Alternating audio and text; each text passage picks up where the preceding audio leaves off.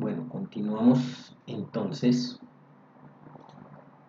y nos ubicamos después de la contextualización del Código General del Proceso a los asuntos de familia. Vamos a mirar a los asuntos de familia en cuanto a la competencia y vamos a ir transitando por todo nuestro contenido. Entonces, en esta primera sesión vamos a mirar qué fue lo que efectivamente se hizo y cómo está funcionando y operando hoy la jurisdicción de familia.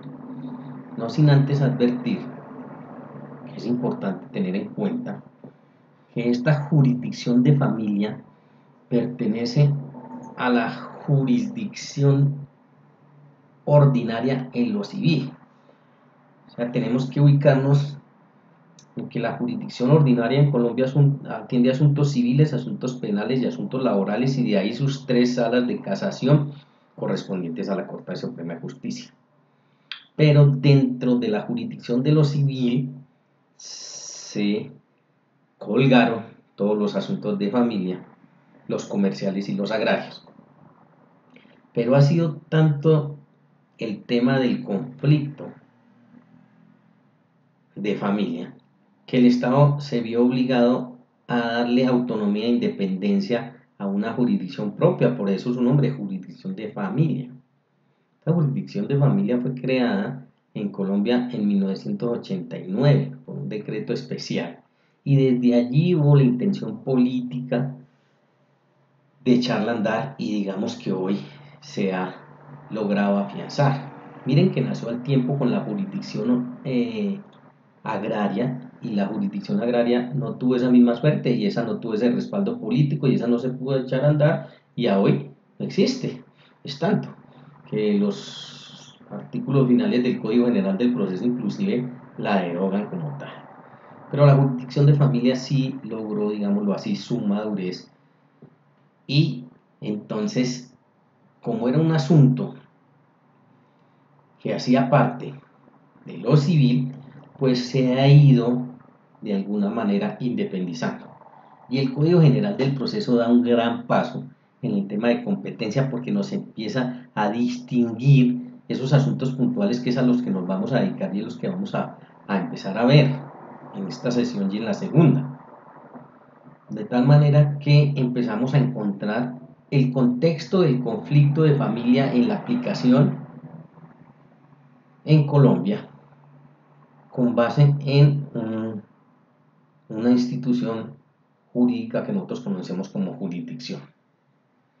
Y ahí hay que partir que el primer evento de que no se pueda garantizar a plenitud en todo el territorio nacional es porque no tenemos jueces de familia en todo el territorio nacional, y entonces el legislador se ha visto en la obligación de darle manejo a ese asunto por competencia, atribuyéndoles casos, asuntos de familia a jueces civiles municipales y a jueces civiles del circuito, con el fin de cumplir su cometido como rama del poder público, rama jurisdiccional del poder público que es, y es resolver todos los conflictos.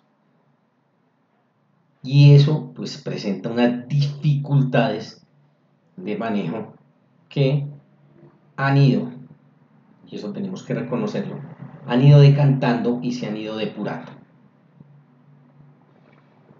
Entonces los asuntos de familia, en esa última agrupación de normas procesales que es el Código General del Proceso, que es nuestra norma vigente, lo que hace es redistribuir las competencias recopilando distintas normas dispersas en leyes especiales de familia. Y entonces miremos la aproximación y miremosla puntualmente como aquella. Entonces lo primero sería asuntos atribuidos a jueces civiles en aquellos lugares donde no haya juez de familia o promiscuo de familia. Entonces vamos mirando en el escenario de jurisdicción que ya en Colombia tenemos en algunos municipios promiscuos de jueces, promiscuos de familia, jueces de familia como tal. Que el juez de familia, ¿con quién lo tendríamos que equiparar? El juez de familia lo tenemos que equiparar con el rango de los jueces civiles del circuito. y seguimos subiendo en nuestra escala y entonces tenemos ya salas de familia en algunos tribunales superiores de distrito judicial. Para terminar, eso sí recogiéndola por orden jerárquico en su cúspide, por la sala de casación, y de ahí su nombre, ¿no es cierto? Sala de Casación Civil, Agraria, Comercial y de Familia de la Corte Suprema de Justicia. Entonces, ante esa dificultad hay unos asuntos atribuidos a los jueces civiles cuando no exista juez de familia. Y los ubicamos entonces en el artículo 17.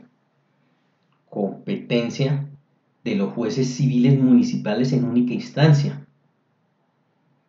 Miren que hacemos esa excepción a la que nos referimos y diremos numerales 2 y 3 que son asuntos eminentemente de familia, y nos dice de los procesos de sucesión de mínima cuantía sin perjuicio de la competencia atribuida por la ley a los notarios. Entonces, primer evento, ante falta de juez promiscuo de familia o juez de familia en el lugar, los procesos de sucesión de mínima cuantía, ¿quién los conoce? Los puede conocer dos heterocomponedores.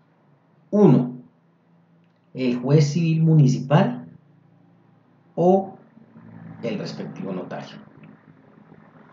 Nos vamos a la vía jurisdiccional.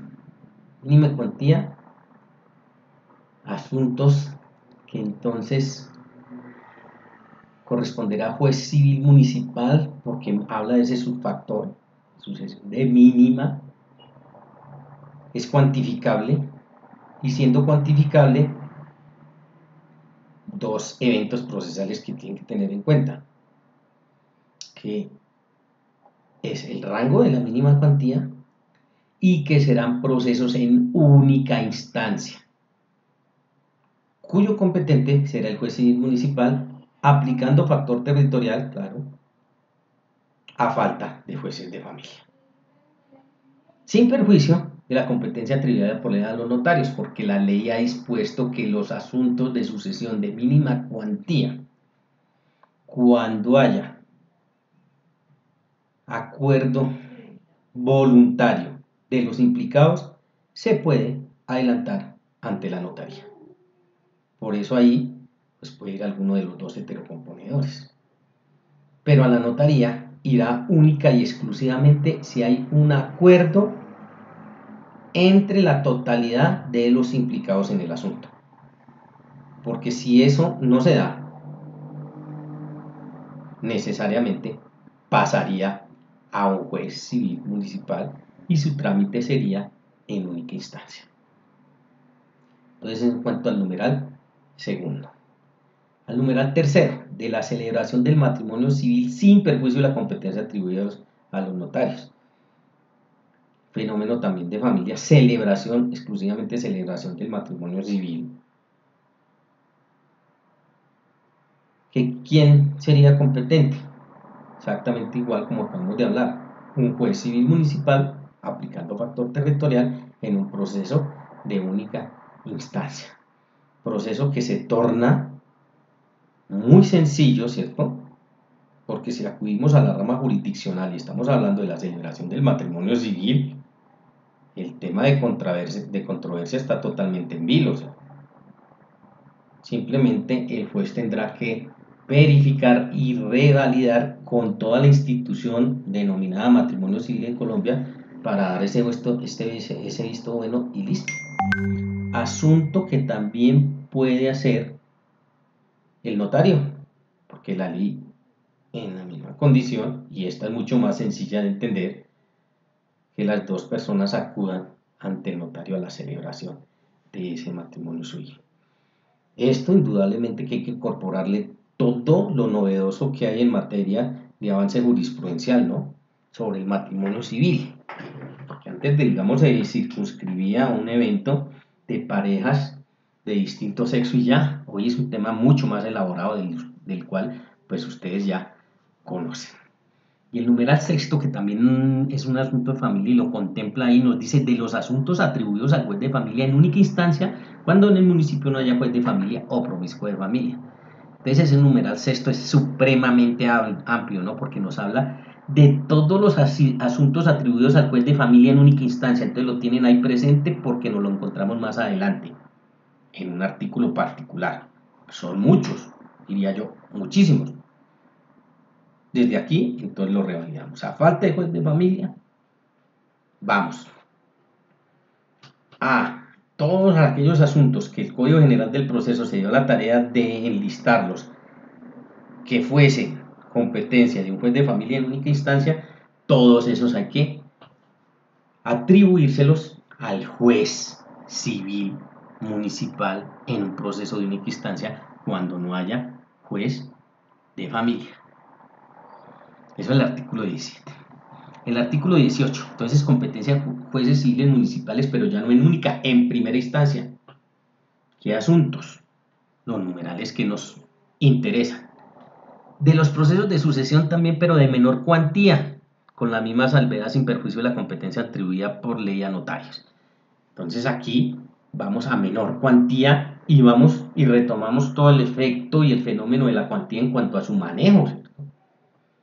Y ustedes saben que si mira el subfactor cuantía de asuntos de mínima y de menor cuantía, conoce un juez civil municipal en Colombia, y de los asuntos de mayor cuantía conoce un juez civil del circuito.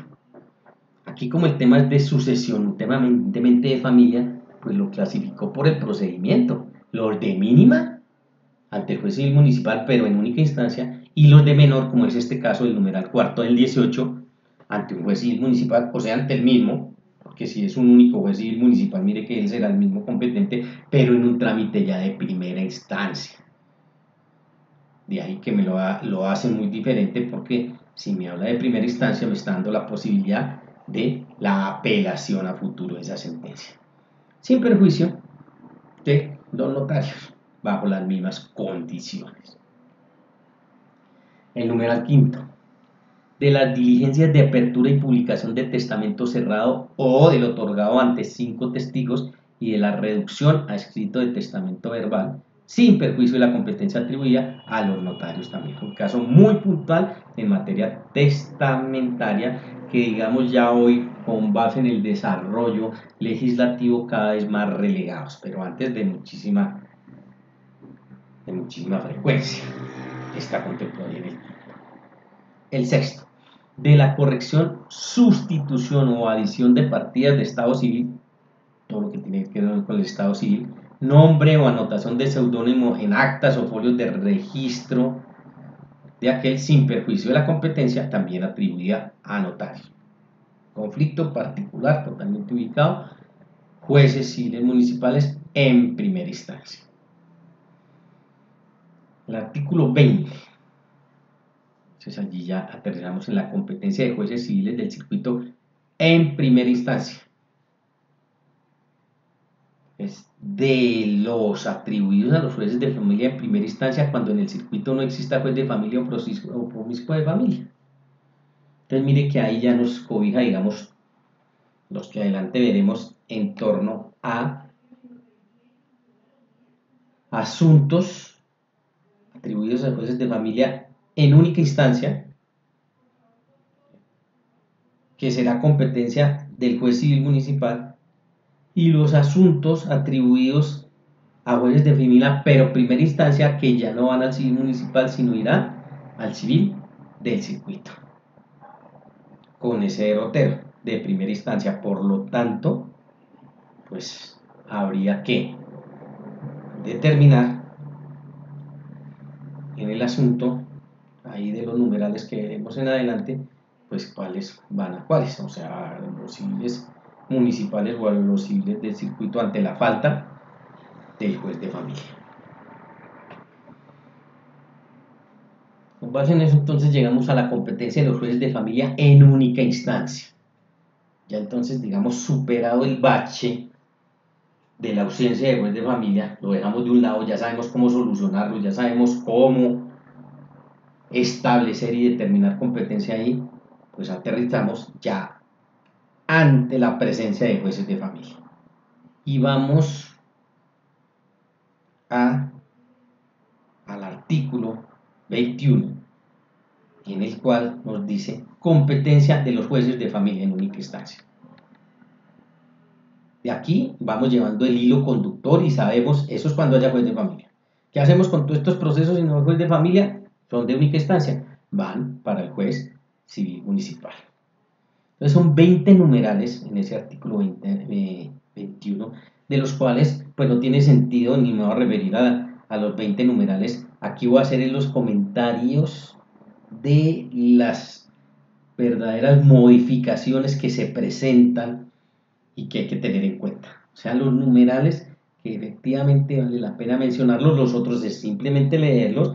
Claro, hay que irlos trabajando, hay que irlos teniendo en cuenta porque yo ya sé que esos son asuntos para jueces de familia y el trámite que les voy a dar es de única instancia. Pues el primero que tiene relevancia ahí es el numeral 13, que nos dice de la licencia para disponer o grabar bienes en los casos previstos por la ley. De ahí que antes estaban asignados al juez, pero en primera instancia. Digamos, ¿cuál fue el cambio grande ahí?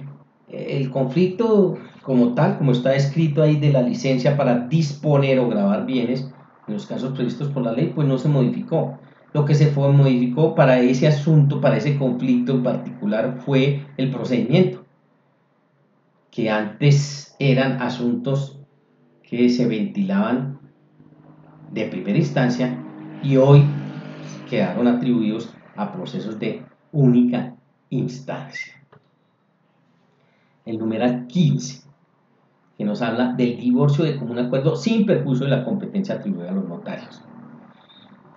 Ahí, aunque se quedó por fuera la cesación de efectos civiles del matrimonio religioso, está contemplado en nuestra Constitución, artículo 43, numeral 10, todo matrimonio cesa sus efectos por divorcio.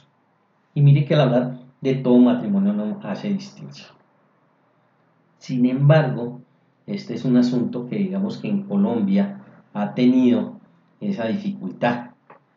¿Por qué? Por todo la hegemonía de la imposición en nuestras normas, sobre todo las sustanciales, estoy hablando del Código Civil, de esa poderosísima influencia de la religión católica y de todo el régimen de la religión católica, que a hoy seguimos manejando, seguimos evolucionando en el sentido de ubicarla dentro del campo laico que habla nuestra Constitución y no antes, como se concebía antes de la Constitución del 91, que no siendo un Estado laico tenía un enfoque eminentemente a la religión católica. Eso ha sido un cambio fenomenal, grandísimo, porque esa influencia pues la conocieron ustedes y la conocen por la historia y ya todo lo que han transitado y aquí hasta donde han llegado, pues que efectivamente ese asunto pues se ha ido morigerando. Ni qué decir, pues, esta es una consecuencia, digámoslo así, civil o de familia, si lo quieren para puntualizarlo lo nuestro. Pero no tendría caso aquí hablar de todo el tema penal. Estoy refiriendo a la famosa aplicación jurídica de todo lo que se conoció en Colombia como la herejía y esos procesos en materia penal en torno a eso, también enfocados a un régimen obligatorio amparado por toda la fuerza del Estado para seguir el derrotero y los principios de la religión católica. Y el que se separaba de ello era considerado un hereje y ya saben ustedes todas las consecuencias que le trae. De esa concepción nos quedó un problema en materia civil y puntualmente en familia con el tema del divorcio.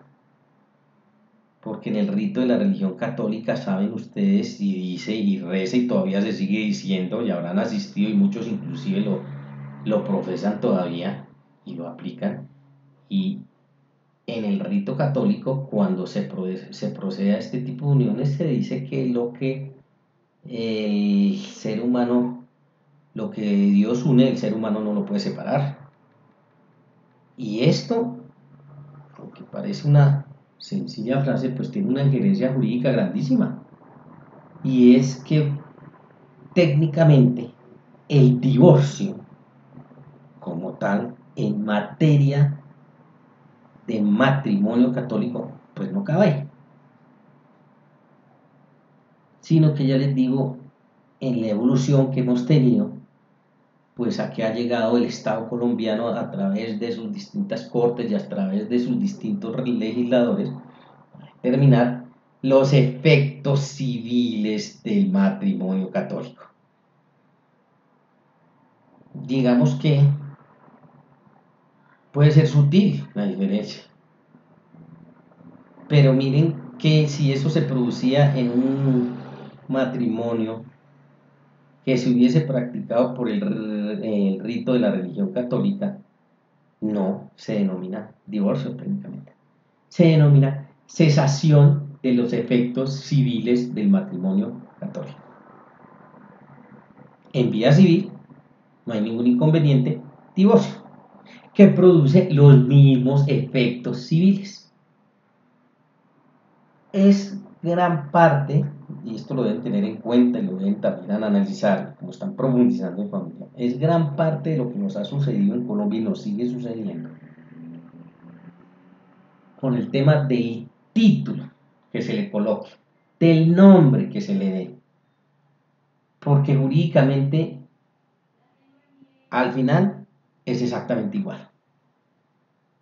Pero aquellos seguidores a ultranza de ese tipo de religión, pues no le aceptan ustedes la palabra divorcio. Dicen, no señor, eso aquí no cabe, que es una cesación de efectos. Y lo vivimos hace poquito con un procurador del cual no voy a nombrar ni me quiero acordar en el tema cuando la Corte Constitucional dispuso que en Colombia podía producirse la unión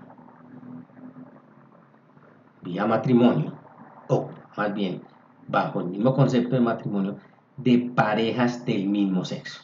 Y todo el problema que se armó, que todavía sigue subsistiendo, para que los jueces, algunos jueces y algunos notarios lo pudieran entender así, que era un asunto que ya tenía y tiene cosa juzgada constitucional, en el cual los obliga a cumplirlo. Y ese procurador de turno pues dijo que eso no era un matrimonio ni que se podía equiparar con él y que era una defensa y todos sus argumentos religiosos, cero jurídicos, pero que los impuso de manera errónea, pero los impuso. Entonces, en la notaría se dieron a la tarea de cumplir con la orden constitucional, no denominando los matrimonios, sino contrato especial o contrato muy especial, y a la final lo mismo que estamos aquí contemplando, el simple nombre, pero para los efectos y la actividad civil y los efectos civiles exactamente lo mismo. Pero bueno, ahí seguimos en la evolución.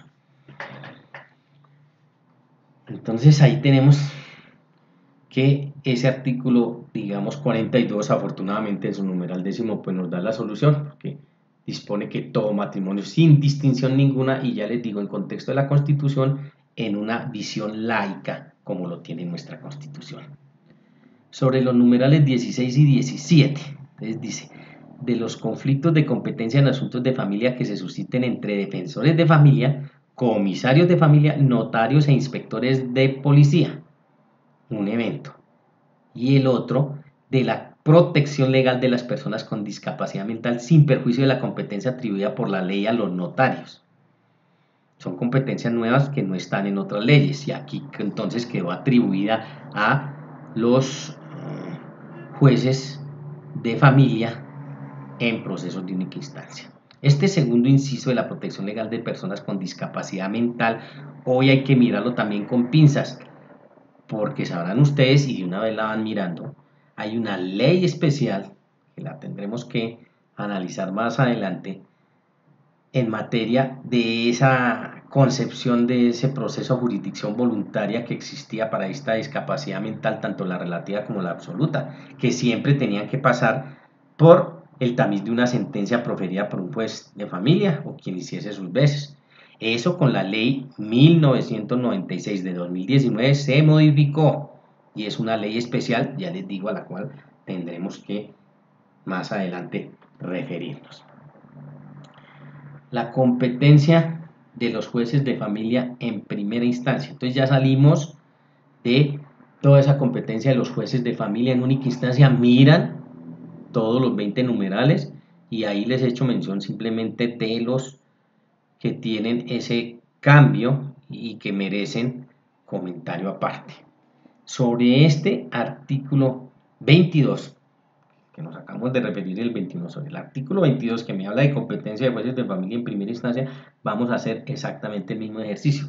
No me voy a referir a los 23 numerales, obviamente que les queda como tarea mirarlos, saberles cuáles son, así como los del 21, pero vamos a puntualizar los comentarios, hacemos y dejamos el planteamiento con este numeral tercero para evacuar, digámoslo así, esta primera sesión de hoy, porque les queda la tarea de ir trabajando todos los numerales del 21 y del 22. Entonces, ubicados aquí en el 22, que son 23 numerales, son más inclusive. Entonces, el numeral tercero me habla de la liquidación de sociedades conyugales o patrimoniales por causa distinta de la muerte de los cónyuges o cuando la disolución haya sido declarada ante notario o por juez diferente al de familia sin perjuicio de la competencia atribuida por ley a los notarios. ¿Qué fue lo que sucedió? Se incorporó, se agregó la palabra patrimoniales. Pero que una crítica, que se olvidó decir que por causa distinta a la muerte de uno de los compañeros. Pero el Código General del Proceso establece que la liquidación de la sociedad patrimonial se hará dentro del proceso de sucesión.